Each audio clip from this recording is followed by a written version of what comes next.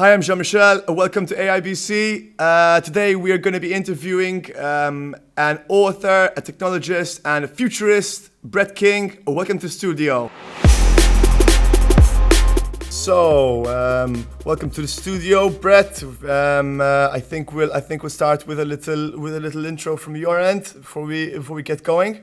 Sure. So I'm Brett King. I'm the author of 7 books. I'm a futurist. I'm also an entrepreneur. I write generally about sort of 10 to 30 to 50 years in the future.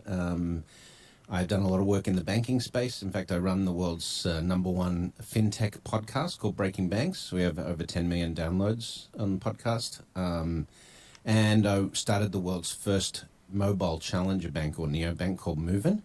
But today we've pivoted into a banking as a service platform. I've advised governments around the world on fintech policy. Just generally, I'm very interested in the future world around artificial intelligence and technology and how it's going to change society.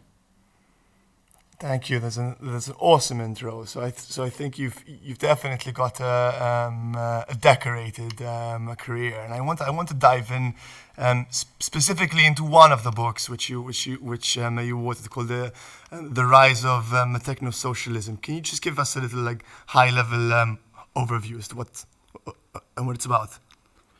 Sure. So obviously the pandemic produced some very interesting effects on the global economy. We're still feeling that now with the global recession potentially. But if you look at some of the core issues facing human society as a result of COVID and the chaos that it wrought on our world, we have other crises that are coming that will also similarly impact the world. The first is obviously climate change. Climate change is going to have a long-term impact. We're talking about 30 to 50, maybe 100 years of disruption. And then artificial intelligence as well in terms of the way we work. And of course, this contributes to the problem of inequality, which we saw also significantly degrade for low to middle income households around the world during the pandemic. So you combine all of these things and we've got some fairly serious philosophical issues coming up that humanity needs to solve. Do we have the right tools or the right philosophy to attack those issues based on our current system? And that's really the question that the book asks. And we look at 4 potential future scenarios, techno-socialism being one of those. And we can talk about the other 3 as we get into it. But we argue in the book, Dr. Richard Petty and I, who's my co-author, we argue that the optimal outcome for humanity is a form of technology-based ubiquity that really raises the standards of living for everyone on the planet. And we've got the potential and the resources to do that, but we don't necessarily have the philosophical commitment to that, especially with economies like the US who obviously see the term socialism and things like that as problematic.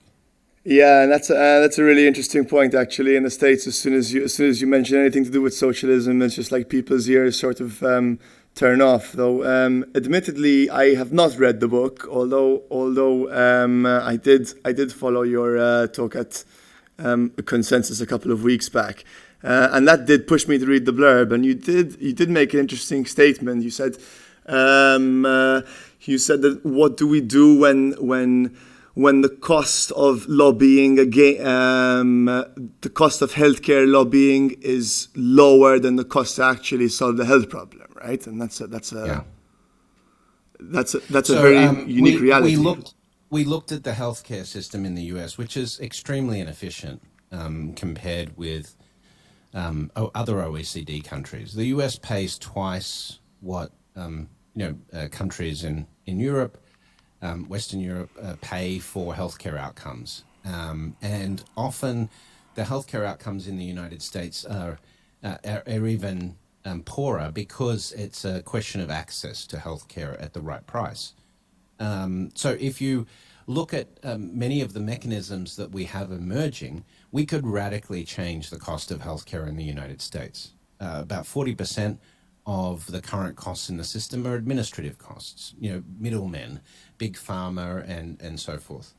We could reduce those costs by applying artificial intelligence, robotic process automation, to make the industry more efficient. 40% of diagnosis in the United States is incorrect. This is why you always ask for a second opinion. But using AI diagnostics tools, we could improve that accuracy, particularly in areas like oncology or cancer detection. We're now getting very, very good at using artificial intelligence for that. So, that can produce a radical cost impact. Then you've got gene therapy, where we could eliminate diseases from the genome. We've got more radical treatments like 3D bioprinted replacement organs and things like this. Applying all of those technologies over the next 20 or 30 years, we could reduce the cost of healthcare in the United States by 70%. Right? So that's the very real question is, if you could make healthcare freely available to everyone in the United States for 30% of the current system costs, why wouldn't you do it? And that's a very good question that I've not had any right-wing policy people in the United States, because their immediate argument will be you can't do it. It's impossible. You can't lower the cost of. And we're saying, but if we could, would you be objectionable to full access to universal health care that the rest of the world has in developed economies? And of course, their immediate answer to that is, oh, you won't be able to do that, because. But of course, this requires a policy-based commitment at a national level, and that may be the challenge in the United States to get that, because you would have to reduce the power of those lobbying groups that currently are involved in law setting. But at the same time, the US has to be competitive compared with other economies, and so if these economies of scales are apparent in other economies, and they're seeing the cost of healthcare as a total percentage of GDP come down because of the application of this, then the US system is just going to seem more and more expensive compared with other systems, and they're going to have to make a modification, because US citizens and others won't go to the US for healthcare anymore. They'll choose other destinations. But to your point, though, I think the issue with sort of the implementation of massively disruptive technology is partly the tech itself, but more often than not, like you said, it's the philosophy, right? It's the human element in the way. So clearly, sort of like AI can process radiography images way better than a human eye ever can. But how do we quell the fears of the individuals who are tasked with adopting this as a solution, right? Well, I think, we have to be clear that the intent of artificial intelligence, even from the days of Robert Heinlein and Isaac Asimov and others who wrote about the impact of AI more broadly, the intent of AI has always been to eliminate humans from the workforce through mechanical or computer-based automation. And so that's largely the intent. Now, that doesn't mean that all jobs will disappear. It does mean, though, that the way we think about work will have to adapt, because you'll no longer have the option of going and getting a job that's going to give you enough money to pay for your basic needs, because a lot of the jobs that are core to the service infrastructure of an economy today will be automated. And therefore, human capital is no longer linked to output at a production level at the economy. So if you think of supply and demand economics, that classic graph of supply and demand and equilibrium that we were taught in school, Adam Smith, that breaks down because the way we satisfied demand in the past was we hired more people.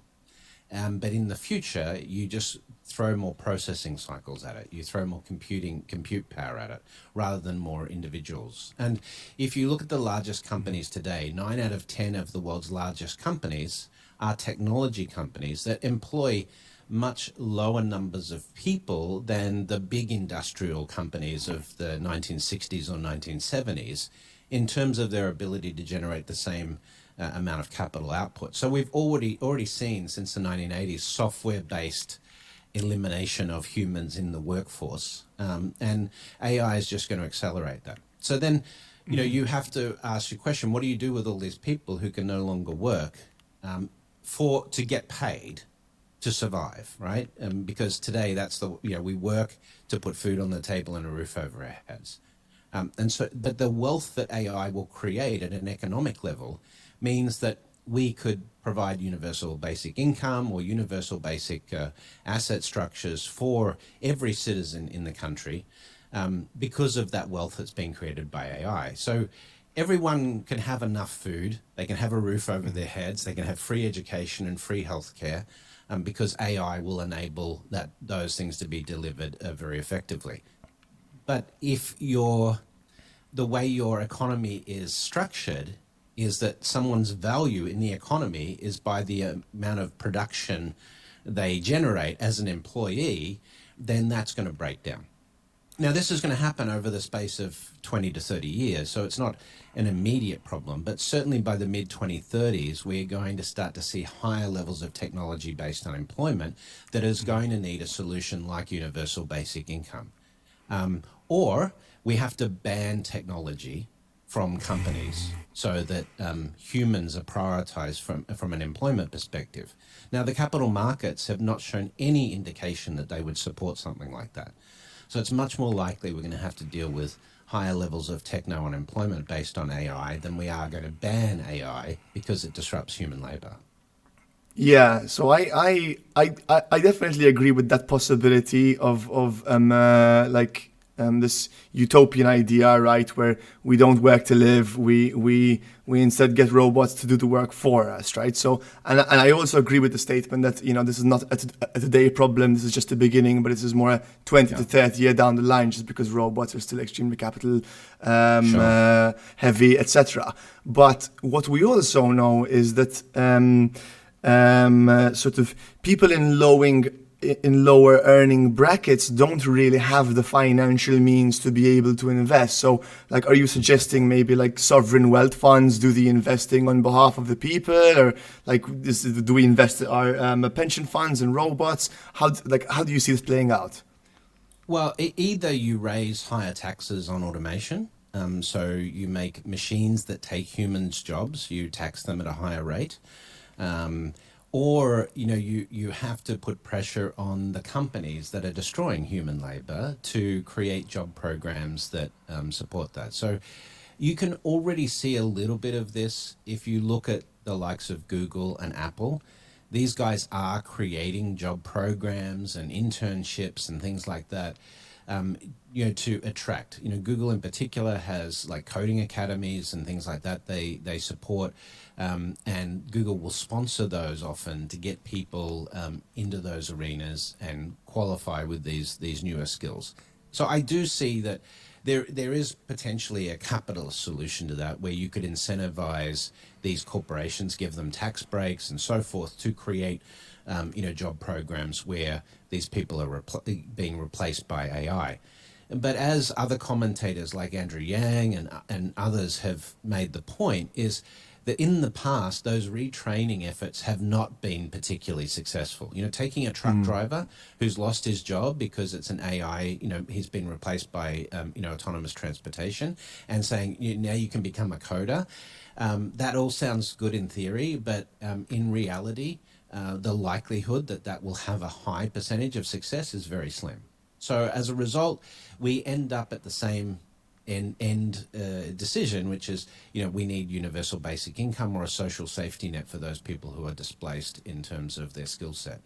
And that's why Elon Musk, Mark Zuckerberg, Richard Branson, Jeff Bezos, all of these guys talk about universal basic income as a likely outcome of highly automated societies, because there's, you can't create enough new jobs in this system to satisfy the demand at an economy level. Yeah, and to add to that, I think that most people underestimate the importance of the distribution of wealth, right? Like, even if you are, Yes. and even if you are at the top, ultimately, if Gen Pop has less money to spend, you have less opportunity to make money, right? This is really a key point, Jean-Michel, because it comes down to this issue of if you look at growth economically, the reason China right now is outpacing the United States is not just investment in infrastructure, but it's the growth of the middle class. What made the United States economy the most powerful economy the world had ever seen back in the 1960s was they created massive consumption at a broad population level. So when you have high levels of inequality, you have a contraction in consumption and you have a contraction in economic growth. So we can expect in the 2030s and 2040s in particular, a lot of these economies, as they start to contract, their population growth slows. You can expect them to try and attract talent through immigration programs and so forth to try and keep investment in the country going and consumption going. But the best way you can do that is by creating a healthy middle class. And that's a real challenge with the UBI model, right? Because you get a stratification of society, which is you have the rich asset class owners and then you have those on basic income. And getting out of that basic income category and being able to be, have that financial mobility is very difficult in this type of system. But UBI is better than the alternatives, which is the collapse of society, right? From riots and dissatisfaction of the populace who've lost their jobs.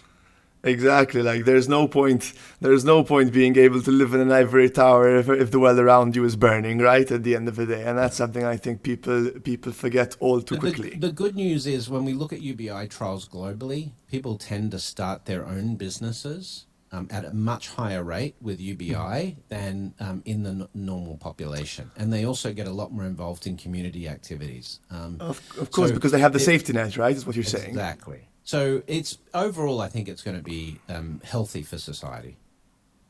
Okay, no, that's a very interesting point. Actually, I never thought about it like that. And do you, since sort of UBI doesn't seem exactly like a magic bullet, and I think there never really is a magic bullet solution to a really big problem, right? It's always a bunch of solutions together. How can we leverage education to like fix this issue? Like obviously we're not going to make truckers into surgeons in 2 years, right? So we need some out of the box solution. How do you see this playing out? So I think the one difference we're going to have to think of at an economy level is lifelong learning. That learning becomes a culture for the economy, and that adaptability in rapidly changing economies where the skill sets and so forth are often being updated is key to have a good education system, but not the way we think of education today. So the education system we've built today has been largely built for the industrial age. If you think about classrooms in the States or the UK or Australia, where I'm from, they're a production line. You go to your English class, then your maths class, then your physics class or your science class, then your art class, and it's a production line, you're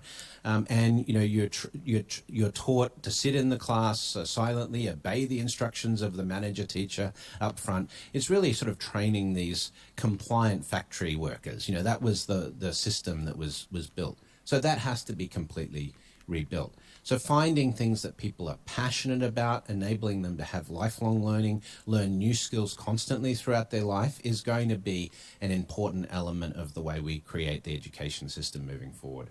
Jack Ma, interestingly, has some really good thoughts on this, as does Elon Musk. If you look at his Ad Astra school that he created for his kids in the US, training his kids to be problem solvers and engineers. Jack Ma talks about the love quotient is putting humanity into our education and thinking very differently about how we create lifelong learning.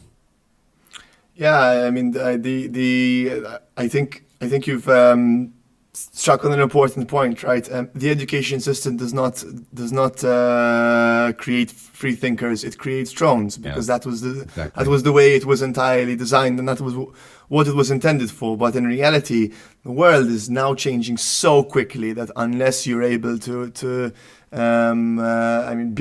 be a free thinker, for a lack of better words, you're gonna be stuck. And also, does that also mean that sort of this idea of retirement is somewhat broken? I mean, okay, a human being is never a finished product, and we should always keep learning, right? But does that mean that we should keep learning well into retirement to keep up with the world? And this is a good point. I mean, part of this is the question of longevity as well.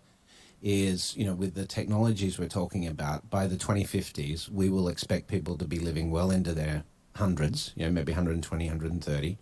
And so if you retire at the age of 65, you've got another 65 years that you've got to survive, right? So we are going to have to change the way we think about age in its relationship to work. And so that lifelong learning is sort of critical there. But also, this is another argument for UBI instead of pension schemes and so forth, because if you live longer, the pension is going to run out at some point.